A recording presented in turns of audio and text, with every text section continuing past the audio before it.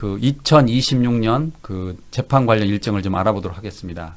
지금 1월 16일이 그 백대현 부장판사가 그 체포방해 혐의로 이제 1심을 선고하고요. 네. 그다음에 1월 21일에는 이제 이진관 부장판사죠. 네. 이진관 부장판사가 내란 우두머리 방조 중요 임무 종사 관련해서 한덕수 전 총리에 대해서 1심을 선고합니다. 그러니까 내란 관련해서는 한덕수가 첫 1심 판결을 받게 되는 거죠. 그리고 1월 28일에는 김건희 선고. 이게 지금 15년 구형을 했죠. 네. 그에 대해 선고가 나오고 그다음에 2월 중순에 드디어 지규현 부장판사가 이제 내란 우두머리 관련해서 1심을 선고할 텐데, 자 어쨌든 지규현의 2월 중순 판결에 앞서서 백대현 부장판사는 1월 16일 그리고 이진관 부장판사는 1월 21일에 관련 그 판결을 내지 않습니까? 예. 지규현에게 압박이 될까요? 저는 압박이 된다고 생각합니다. 그 1월에 예. 두 개가 연속으로 16일 날은 윤석열 피고인이 겹치고, 그렇죠. 예. 그리고 아까 말씀드린 것처럼 그 이제 허위 공문서 조작 이 부분에 대해서는 내란임을 그 인정하는 중요한 또 유죄 논리가 됩니다. 예. 그리고 1월 그 저희 21일 날 한덕수에 대한 선고는 그 도미노 효과입니다. 뭐냐면은 이 한덕수에 대해서 내란 우두머리의 방조범 그리고 내란 중요 임무 종사 두 가지 죄로 선고가 되는데 이 둘 다 이제 그 모든 다른 내란범들에 대한 이제 두 가지 내란범들에 대한 가장 먼저 첫 선고인데 예. 여기서 지금 구형이 10년 된 거를 다 15년 구형이 됐습니다. 15년에 대해서 10년 이상의 선고형이 내려지고 유죄가 된다면은 제 생각에는 나머지 사람들은 다 무기징역 받아야 될 것 같아요. 주범들은. 예, 특히 예. 윤석열, 김용현 같은 경우는. 그래서 저는 이게 굉장히 중요하다고 봅니다. 이 재판이. 이진관 부장판사도 윤석열 입장에서, 아니 한덕수 입장이군요. 한덕수 입장에서는 만만치가 않잖아요. 예, 사실은 그 영상도 엄청 화제가 됐습니다. 예. 왜냐하면 한덕수 같은 경우는 CCTV가 있었잖아요. 예. 영장에서 그런 CCTV도 있고 뭐 이런데 뭐 여러 가지 특검에서 얘기했지만 기각이 됐어요. 예. 예. 그 구속영장이 기각된 상태로 재판을 받는데 온 국민이 이제 중계로 보는데 CCTV에서 굉장히 좀 저런 행위를 해놓고도 영장이 기각됐어 이런 상황을 봤고, 그리고 사실은 여러 가지 이제 어록이 이진관 부장판사 내란에 대한 입장도 밝혔고 이거는 좀 심각하다 이런 얘기도 했고, 그리고 법정 관리를 좀 잘했습니다. 예.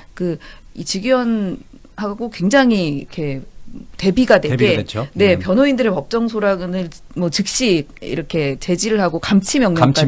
그 이하상 변호사한테. 네. 예. 그래서 뭐 그래놓고 제 생각에는 가장 의미 있는 거는 이 특검 측에서는 처음에는 내란 우두머리 그 방조범만 먼저 했는데 공소장 변경 요청을 했습니다. 예, 예. 네, 재판부에서 이런 경우는 좀 드물긴 합니다. 예. 그러니까 어떻게든 유죄가 되는 다른 사실관계가 있으면 유죄로 의율하고 싶다라는 모습을 보여준 거거든요. 그래서 저는 이번 재판이 어느 정도 한덕수에 대해서 좀 선고가 괜찮게 나올 것 같습니다. 국민들 예. 마음에 좀 흡족하게. 이진관 부장판사는 전에 그런 이야기를 했어요. 한덕수 전 총리가 계엄을 말리려고 했다라고 이렇게 하니까 이진관 부장판사가 왜 그때 윤석열한테 말하지 않았어요? 라고 돌직구를 던졌어요. 맞아요. 그때 뭐 했냐고, 어떤 그 내란에 대해서 어떤 방어를 했냐라고 예. 했는데 계속 자기가 국무회의 정도 뭐 했고 뭐 딴소리를 했잖아요. 국무회의에서 본인이 그 정당화를 한 그 오히려 내란에 방조를 한 행위만 있었지 뭐 계엄에 대해서 일체 말리거나 했지는 않았을 것 같습니다. 예. 어쨌든 네. 이제 새해가 되면 26년이 되면 이제 잇따라 이제 재판이 나오고 드디어 계엄에 대한 국민들의 단죄가 시작됩니다. 네. 단죄가 시작되죠. 그리고 지금 1월 28일 날은 김건희 씨도 예.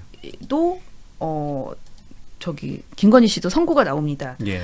사실은 3대 의혹 사건에 대한 징역 15년 구형이라는 게 나왔는데요. 예. 다른 내란죄나 이런 내란 뭐 중요 임무 종사라든가 체포방해보다는 형량이 약할 것 같은 죄들로 했는데 김건희 특검에서 사실 15년 구형한 것은 예. 최대로 굉장히 높게 한 거입니다. 알겠습니다. 네. 자, 다음으로는 정청래 민주당 대표에 대해서 알아보도록 하겠습니다. 정청래 당대표가 새 1호 법안은 2차 종합특검 그리고 통일교 특검의 동시 추진이라고 밝혔습니다. 네. 어떻게 보세요, 여기? 실제로 이제 새해가 되면은 또 새로운 마음으로 대한민국의 여당으로서 국회를 잘 운영을 해야 되는 부분이거든요. 근데 아직까지 지금 이 내란에 대한 부분, 삼특검에 대한 것들이 정리가 다 되지가 않았어요. 생각보다 6개월이 빨리 가더라고요.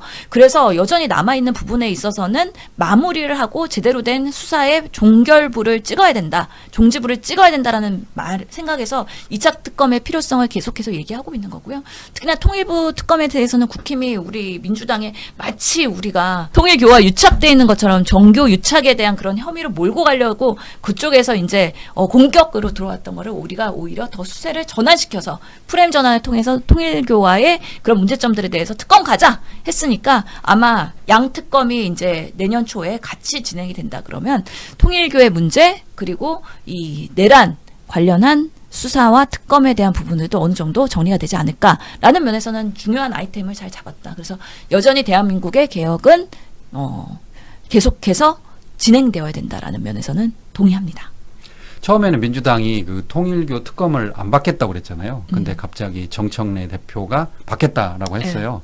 그러니까 국민의 입장에서는 깜짝 놀랄 수도 있어요. 그렇죠. 이게 우리가 계획된 대로는 계속해서 민주당이 받지 않고 마치 전재수 전 장관이 통일교에 뭔가 시계도 받고 돈도 받고 그런 프레임으로 가야지 부산도 우리가 가져가고 지선에서도 조금 우위를 점하고 뭔가 하여튼간에 특검을 거부하는 자가 범인이다 이러면서 역공하려고 했던 거잖아요. 예. 그런데 그 역공이 안 먹히니까 깜짝 놀랐고 유상범 의원도 그렇고 장동혁 대표도 그렇고 아니 이게 웬일이야 이런 속으로의 당황성이 분명히 있었다. 근데 지금의 모습에서 보면 통일교 특검 지금 법안 발의된 거 합의를 해야 되는데 그러면 특검 추천을 누가 하느냐 이거에 갖고서는 지금 여러 가지 설랑설레가 있잖아요. 이런 것들이 빨리 정리가 될 필요가 있는데 결국에는 추천하는 그 기관에 대한 아니면은 그 주체에 대한 그 이슈를 가지고 오히려 국민의힘이 이걸 가지고 지연 작전을 할 수 있다는 생각도 들기는 해요.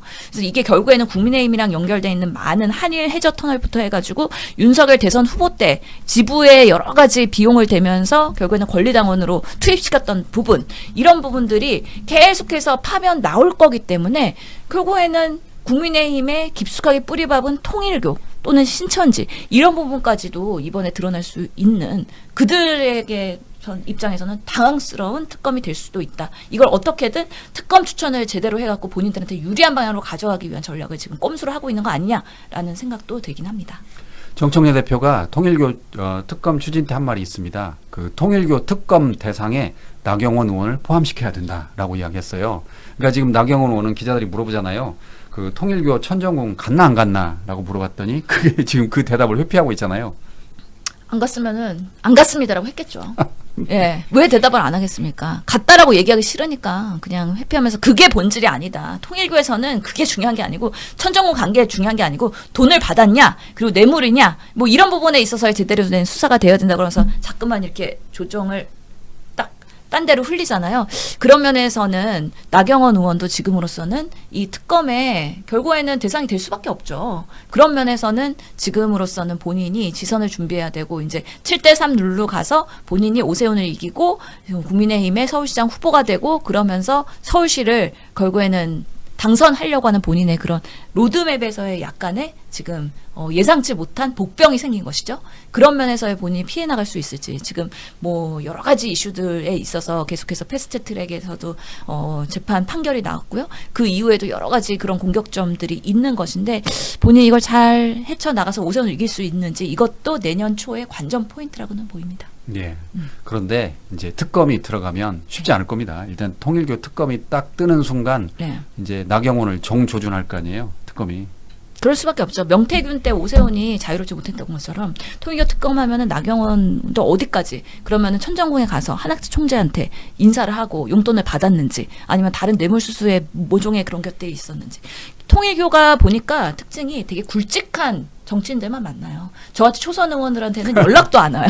그래갖고 통일교가 정치권에 이렇게 와닿아 있는지 잘 몰랐어요. 저희는. 그렇기 때문에 정말 정말 뭔가 본인들이 수임 사항이 있잖아요. 뭐 국제 그런 고속도로를 만든다든지 한일 해저 터널을 만든다든지 아니면 DMZ에 가서 평화공원을 뭐 조성하는 데 있어서의 역할을 한다든지 그러려면 결국에는 그 당의 중심부의 의사결정을 할 수 있는 사람들 이런 사람들이 컨택을 하기 때문에 나경원 오선 중진 의원으로서 그 통일교와 얼마나 어떤 소통을 했는지에 대해서도 한번 볼 필요가 있다라고 생각을 합니다. 어쨌든 나경원 의원은 지금 혐의를 완강히 부인하고 있으니까 앞으로 이제 이 이슈가 어떻게 흘러갈지 새해 정치의 새로운 관전 포인트가 될 것 같습니다. 예, 내년에는 통일교 특검 그리고 2차 특검이 어떻게 진행되는지에 대해서 많은 관심을